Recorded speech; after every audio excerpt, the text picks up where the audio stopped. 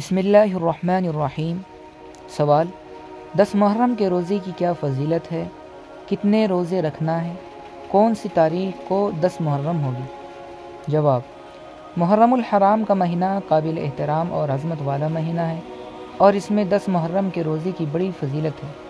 رمضان کے علاوہ باقی 11 مہینوں کے روزوں میں محرم کی 10ویں تاریخ کے روزے کا ثواب سب سے زیادہ ہے اور اس ایک روزے کی وجہ سے گزرے ہوئے ایک سال کے گناہ صغیرہ معاف ہو جاتے ہیں۔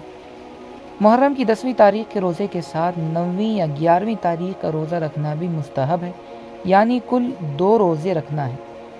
محرم کی 10ویں تاریخ 29 جولائی بروز ہفتہ ہوگی، لہذا جمعہ اور ہفتہ یا پہر ہفتہ اور اتوار کا روزہ رکھنا ہے۔